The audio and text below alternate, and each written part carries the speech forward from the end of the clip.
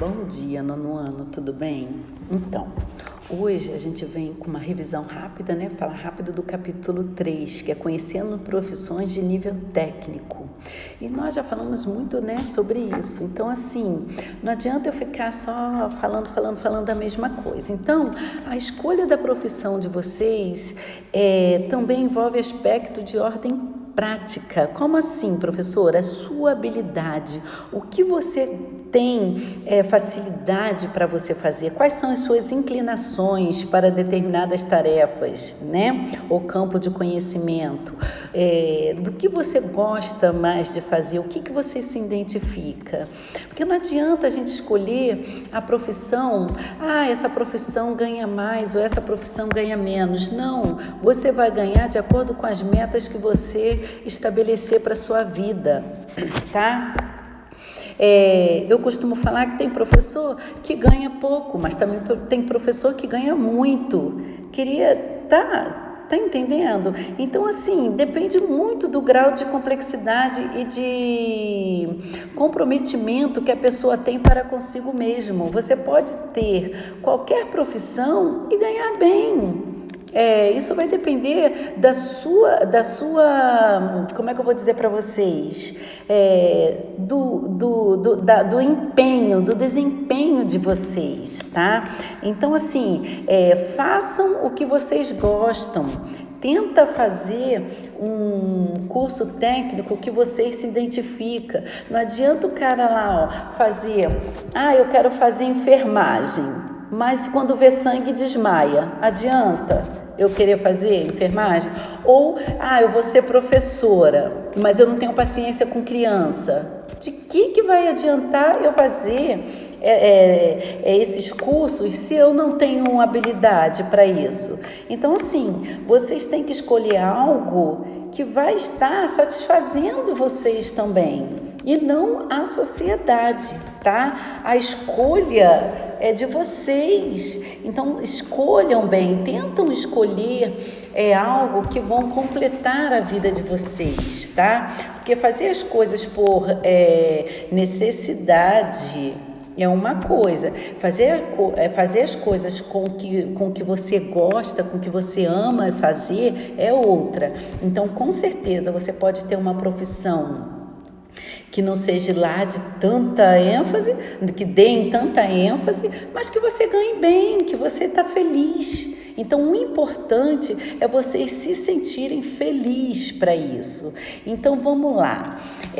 Na escola a gente tem várias formações, então vocês vão escolher a profissão que vocês querem seguir do nível técnico. A gente está falando do nível técnico, tá, pessoal? Mas não se assuste. Quando exercitamos o autoconhecimento e conhecemos bem as opções que nós temos, o processo flui melhor. Então, por isso que é importante eu pedir para vocês pesquisar sobre as profissões. Não é à toa, por quê?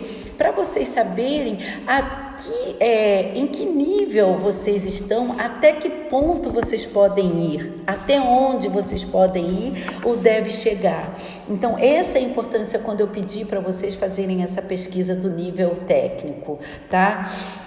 Então, assim, antes de mais nada, nós precisamos saber o que é um ensino técnico e qual é a função no nosso sistema educacional, correto?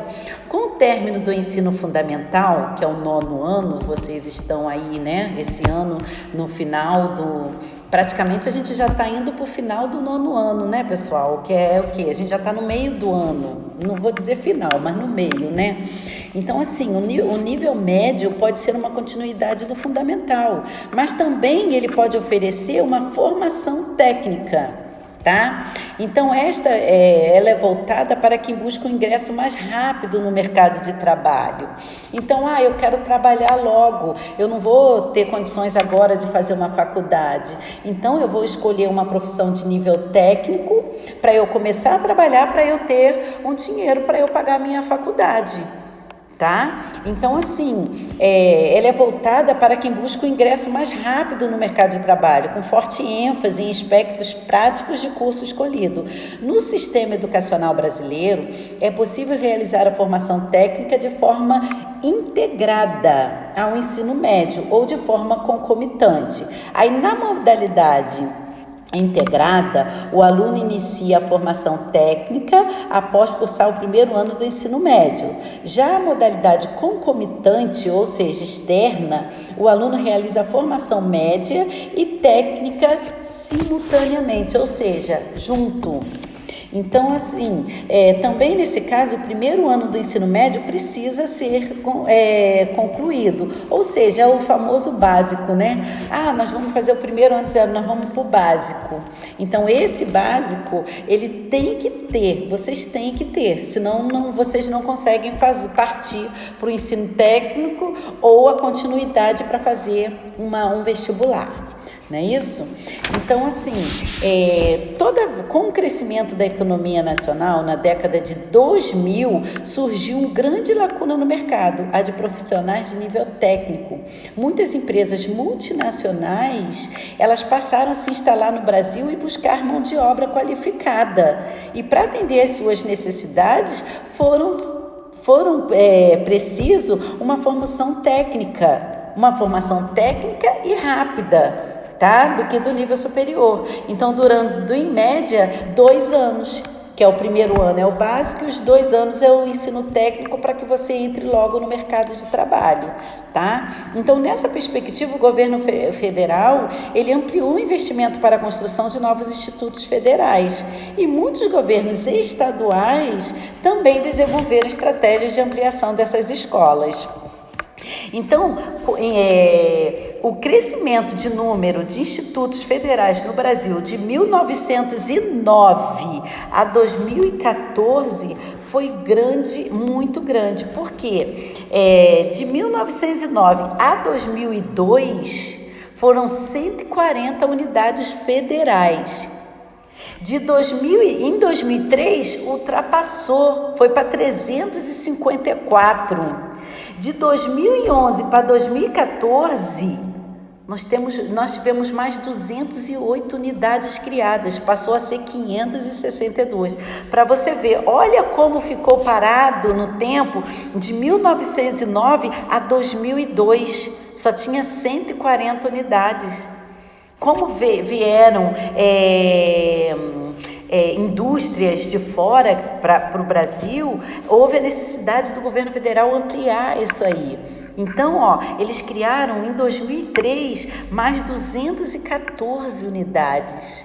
Olha a diferença, a gente viveu de 1909 a 2002 com 140 unidades. Depois em 2003 aumentou 214. Foi para 354. De 2011 a 2014, criaram-se mais 208 novas unidades. Então, olha como foi o crescimento do ano 2000 para cá. Então, assim, é a vez de vocês. Então, por isso, a importância. Então, isso quer dizer só aumento de instituição? Não. Isso quer dizer também aumento de pessoas competindo com vocês. Tá? Vai ter muita gente, a competitividade aumentou muito, então você tem que estudar muito, tá? Então, assim, nesses cursos o aluno tem formação mais prática, focada na experiência do setor que atuará, mas não é habilitado a seguir carreira acadêmica, como cursar mestrado ou doutorado. Então, assim, o número de pessoas com nível técnico no Brasil cresceu muito, tá? Assim como também cresceu as opções de cursos nesse tempo, nesse determinado e em curto tempo.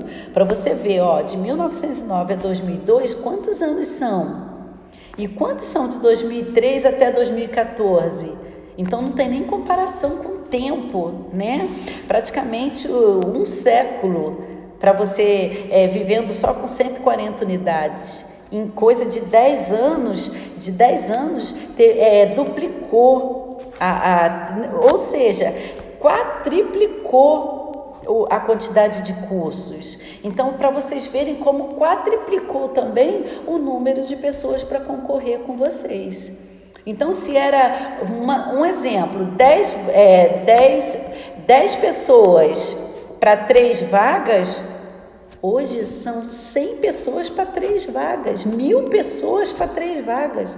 Então, para vocês verem como ficou mais difícil também. Ficou mais fácil para entrar nessas escolas técnicas, mas também ficou mais difícil para vocês entrarem no mercado de trabalho, porque há uma demanda maior, tá? No curso técnico, o estudante pode vivenciar a experiência profissional na área escolhida, sob a forma de estágios. O que é o estágio? O estágio é uma atividade de integração entre escola e mercado.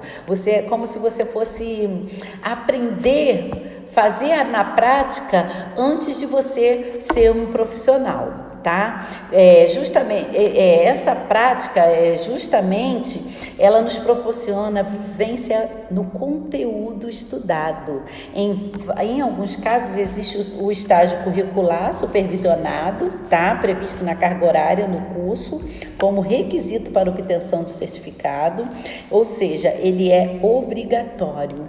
Tem uns que o estágio não é obrigatório, mas tem outros que sim. Por exemplo, você vai fazer a formação de professor, você vai ter que ter um estágio obrigatório. Você está fazendo técnico em química, você vai ter esse estágio obrigatório. Sendo que o estágio do professor, ele não é remunerado.